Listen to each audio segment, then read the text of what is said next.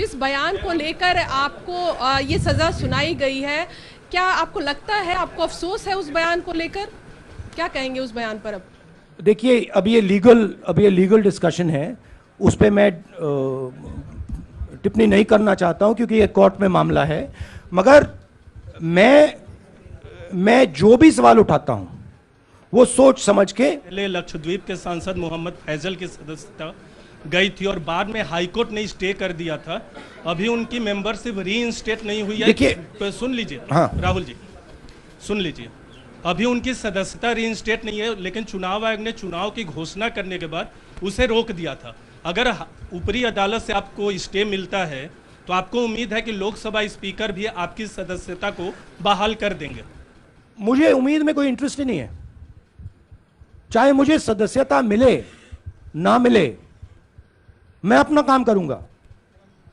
अगर ये मुझे परमानेंटली डिस्क्वालीफाई कर दें तो भी मैं अपना काम करूंगा। अगर मुझे रीइंस्टेट कर दें तो भी मैं अपना काम करूंगा। मुझे कोई फर्क नहीं पड़ता मैं पार्लियामेंट के अंदर हूं या बाहर हूं, कहां हूं।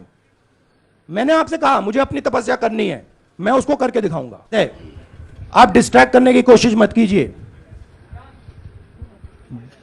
20,000 करोड़ रुपए अदानी जी की शेल कंपनीज में कहां से आए, आप इंक्वायरी कीजिए। अगर बात निकली कि हमारे चीफ मिनिस्टर का पैसा है तो इनको जेल में डाल दीजिए।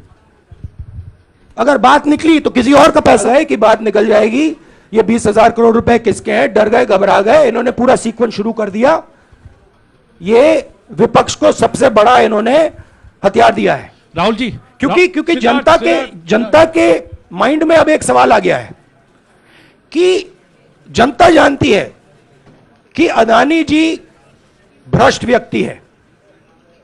अब जनता के माइंड में यह सवाल उठा है कि इस भ्रष्ट व्यक्ति को हिंदुस्तान का प्रधानमंत्री क्यों बचा रहा है। यह मतलब अब सब कुछ बीजेपी के लोग, नरेंद्र मोदी जी सब कुछ इस व्यक्ति को बचाने के लिए क्यों कर रहे हैं। दूसरा सवाल,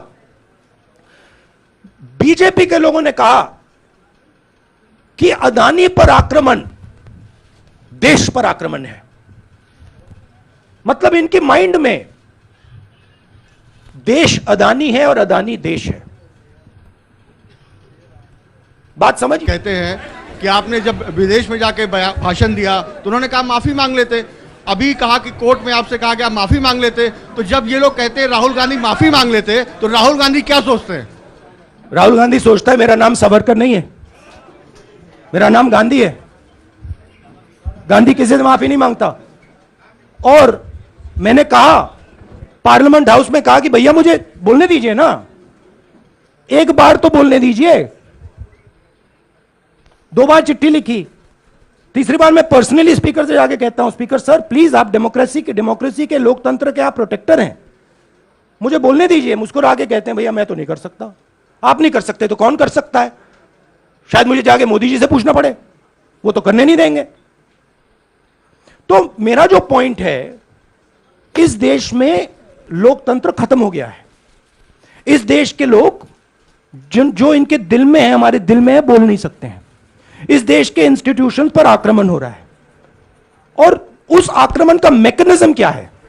उस आक्रमण का मैकेनिज्म नरेंद्र मोदी जी और अदानी जी का रिश्ता है, वो फाउंडेशन है।